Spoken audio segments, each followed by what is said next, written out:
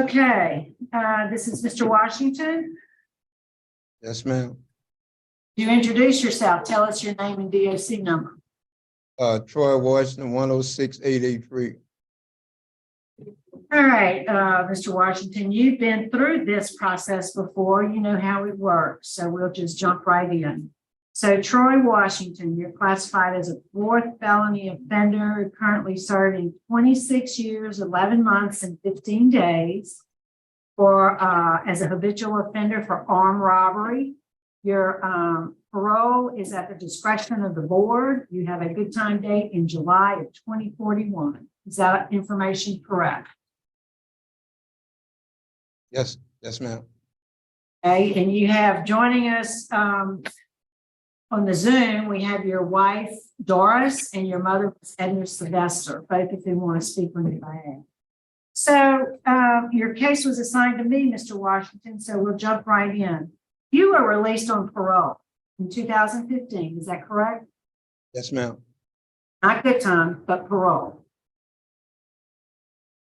Can't hear that good. It's not good to be released on parole. Yeah, yes, ma'am.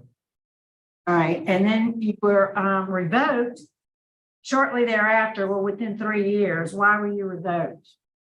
I went to Mississippi. And what'd you do? Brought a friend home. So that's why you were revoked? Yes, ma'am. What about new felony activity? Ma'am, What about new felony activity? I don't have a new felony. The charge has been dismissed. What charge you talking about? They say I had a credit card fraud charge that's been dismissed 2 years ago. Right, I'm still seeing it. I don't see that it's dismissed. Well, I'm disappointed that you didn't do well on parole. I see that you have in your record, you've been revoked at least 4 times. You've been given multiple opportunities and you didn't take advantage of those opportunities. So you've been in jail how long since your revocation? About 4.5 years? Yes, ma'am. What have you been doing for the past 4.5 years? I got a bunch of certificates since I've been here. Like what? Tell us about. Victim impact, pre-release, men's work, nursing and parenting, AA, baptism,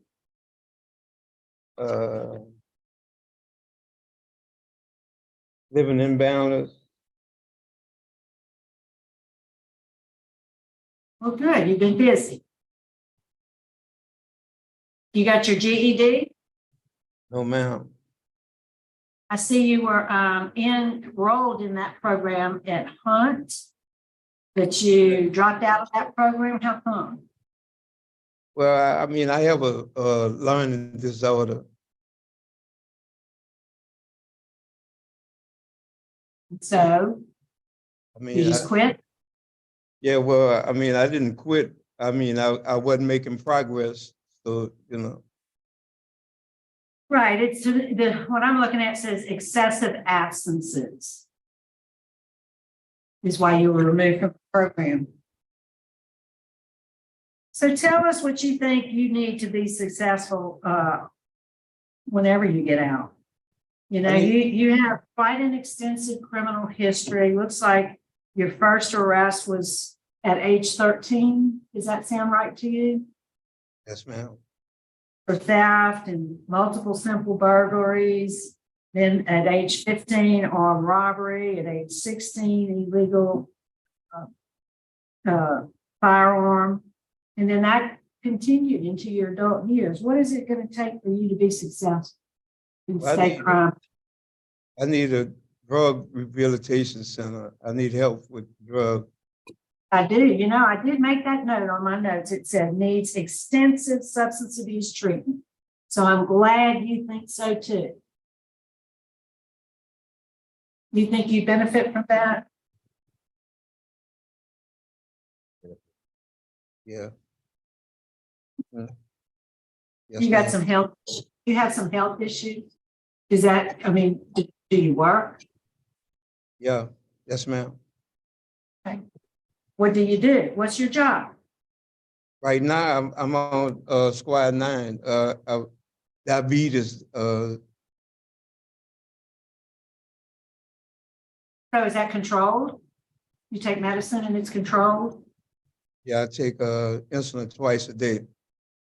Okay. And that's working well for you? Well, I mean, it says it's getting worse. Warden, what can you tell us about Mr. Washington? I agree with you, Mr. Knox. The extensive drug rehab program would benefit him greatly. And, you know, I would really like to see him get his GED. I believe in our conversation, didn't you tell me you quit in the 11th grade? Yeah, Yeah, but I I mean, was so special ed. he was special ed, but I mean, you know, it was 11th grade, and you know, that's something I believe he can achieve. I believe he can achieve the right opportunity. You know, I've been Okay. diagnosed with dyslexia. Mm. You know, that's why I had disorder. Dyslexia, is that what you said? Dyslexia. Dyslexia. Yeah, okay. You can still achieve that. Don't give up. We want to hear from your family. Let's see, Ms. Doris, could we hear from you now?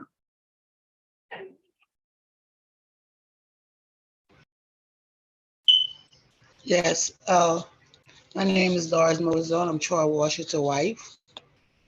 Uh, we feel like Troy should come home due to me working 2 jobs, and I have an artist that love him dearly, always crying out his name to bring him to the store, and it's just hard for me to get someone to come and keep him, which I barely get him, but because I have to be to work for 6:30 in the morning.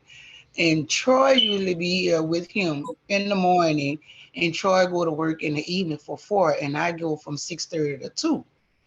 So my artistic is really missing him. He'll be making 41 comes Sunday, June 11th. He only say words. He cannot conversate like we're doing. And I have a big old picture that's on the wall that he always point out calling Troy, Troy. And I'm always saying, he coming home, he coming home. So we really truly miss him.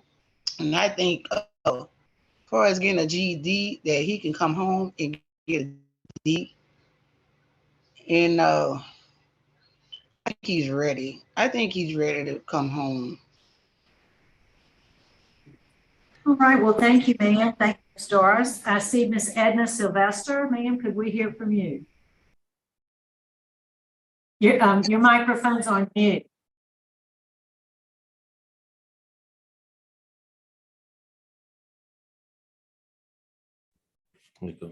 Can you hear me now? Hello? Yes. Okay. Yes, ma'am. Thank you for allowing me this opportunity. I'm Edna Sylvester. In a couple months, I'll turn 80 years old, which I know there are lots of other inmates as old as me and older. However, my health is failing me one, and so is Troy. I know that from time to time he would call and say that his A1C? His A1C was extremely high. And also they talked about if he could not get that down, he would have to have an amputee, is what he said to me, that was told to him. And I feel that the most important thing that Troy has lost in his way, and that was the most in tool for life, and to me, it would be the love of God and knowing the goodness that God has. And I believe with this last incarceration, somewhere in there, he found that God loved him more than he loved himself. And he will have some family support, housing, and employment on his time of release. And I think that he is heartily sorrow for the things that he have done. And I hear through conversation the change that come within him. And thank you for this opportunity to have spoken. Yes, ma'am. Thank you so much for taking the time to speak to us this morning. Troy, is there anything you'd like to say to us before we vote? Yeah, that I'll never come back to jail again. I mean, I made a lot of mistakes, but I'm tired. It's over with. Well, I'm glad for a couple of things today. I was concerned when I reviewed your record. Your record is terrible. You have an extensive criminal history. I'm not so sure about that detainer that's still showing on your record from Picayune about the credit cards. I don't know about that. But I was glad to hear you say you're tired. And I was glad to hear you say you need some help for your substance abuse problems. So because you recognize that, the only way I know to give you that help is to grant you parole after you complete a long-term substance abuse treatment program with the DOC. Would you be willing to do that? Yes, ma'am. And then after release, work on the GED. I don't want you to give up on it. I know you're capable of doing it. What do you say to that? I'll try it. Okay, that's all I can ask. That's my vote. Don't let me down. Yes, ma'am. I'm having a hard time with you, Troy. You've gotten out many times, but you were not successful in staying out. Yes, ma'am. That's on you. Thank you. But because of for me now, because of your sweet mother and your wife, I really get to see her face. Their support, they believe in you and they know you better than I do. I'm going to take a chance on you. My vote is the same. I'm the same conditionally upon completing a DOC substance abuse treatment program. And when you get out, I want you to report to probation parole weekly for the first 4 weeks and be subject to random drug screens over the whole period of supervision. Blessed wishes to you, so that's my vote. Mrs. Jackson. My vote is the same, Troy, for the same reasons. Good luck. All right, we're taking a big chance on you, Troy. Don't let us down. You've been granted parole, but you got some work to do first. Thank you. Okay? Yes, ma'am. Put in the work. Good luck to you. Warden, that concludes our business. We're going to sign off at 11:51. Thanks for your help today. Hallelujah. Yeah.